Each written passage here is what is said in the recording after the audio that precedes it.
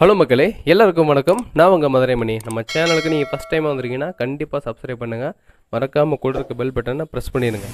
இன்றைக்கி நம்ம வீடியோவில் சூப்பர் ஸ்பைசியான ஒரு எக் ரெசிபி தான் போட போகிறோம்.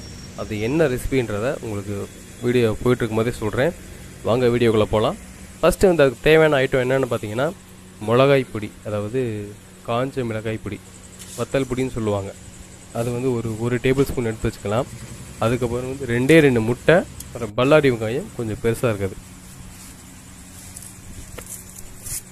இது எல்லாத்தையும் எடுத்து நம்ம ரெடி பண்ணி வைக்கணும். ஃபஸ்ட்டு வந்து வெங்காயத்தை நல்லா உரித்து வச்சுக்கலாம். ஃபஸ்ட்டு உரிச்சிட்டு நல்லா பொடிசாக வெட்டி வச்சுட்டோம் அப்படின்னா அது ஆம்லேட் வெங்காயம் வந்து வேகிறதுக்கு நம்ம ஈஸியாக இருக்கும்.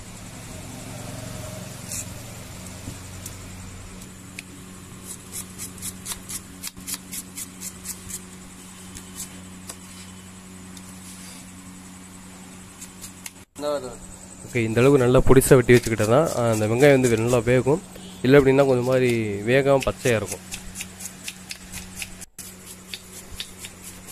அந்த வெங்காயத்தெல்லாம் வெட்டிட்டு நம்ம வந்து அப்படியே கல்லை தூக்கி போட்டு நல்லா கொஞ்சம் லேசாக ஃப்ரை பண்ணிடலாம். அதாவது கொஞ்சம் பாதி அளவுக்கு வேக வச்சிடலாம்.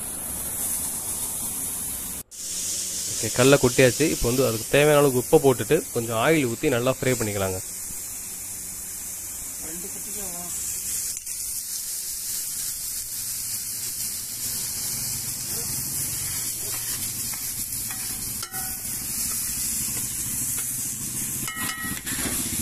ஆனியன் வந்து நல்லா வதங்கிட்டு இருக்கு.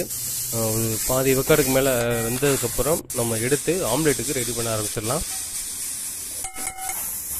இந்த ரெசிபி பேர் என்ன சொல்கிறேன்னு பார்த்தீங்க அப்படின்னா மிளகாய் பொடி ஆம்லேட்டு. சரிங்களா, ஸ்பைசி ஆம்லேட்டு, ஜஸ்ட் அவ்வளோதான் பேர்.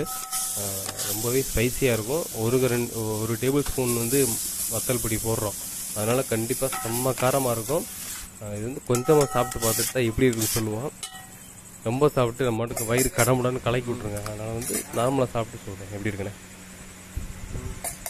ஓகே, ஃபஸ்ட்டு 2 முட்டை எடுத்து வச்சதை நம்ம உடச்சி ஊற்றிக்கலாம்.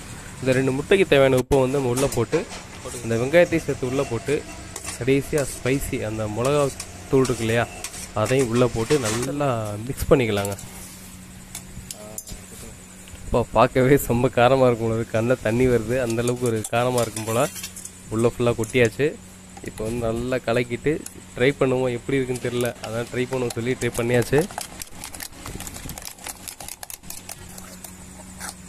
இதை பார்த்தாவே கண்ணில் தண்ணி வருதாடா அப்படின்ற மாதிரி இருக்குது. ஃபஸ்ட்டு கொஞ்சம் எண்ணெயை தொளிச்சு விட்டு அந்த இடத்துல அப்படியே கொஞ்சம் ஊற்றி விடுவோம்.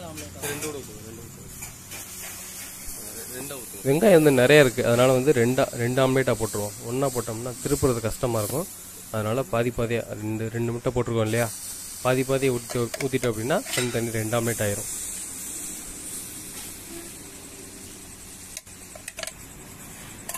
நல்லா கெட்டியாக வந்து சூப்பராக இருக்குது. பார்க்குறதுக்கு வந்து செம்ம கலராக இருக்குது. சாப்பிட்டா தான் என்ன விளைவு ஆக போகுதுன்னு தெரியல. ஓகே, மேலே வந்து லேசாக பெப்பரை போட்டு நம்ம போட்டு வச்சுக்கலாம்.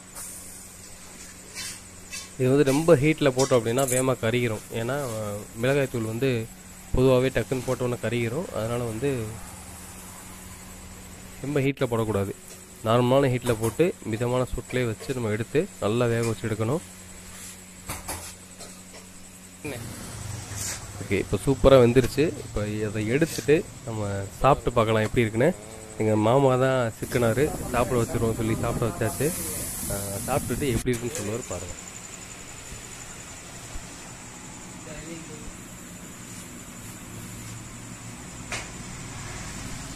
ஓகே, ஆம்லேட் வந்து நல்லா பிச்சு சாப்பிட்டாரு. சாப்பிட்டுட்டு எப்படி இருக்கு சொல்லட்டும். லைட்டாக காரமாக தான் இருக்கு. அதான் கொஞ்சம் கொஞ்சமாக பிச்சு சாப்பிட்றாரு.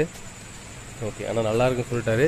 ஓகே, இந்த வீடியோ பிடிச்சிருந்துச்சு அப்படின்னா கண்டிப்பாக சப்ஸ்கிரைப் பண்ணுங்கள். மறக்காமல் கூட இருக்க பெல் பட்டனை ப்ரெஸ் பண்ணிடுங்க. அடுத்த வீடியோவில் பார்ப்போம். பாய்.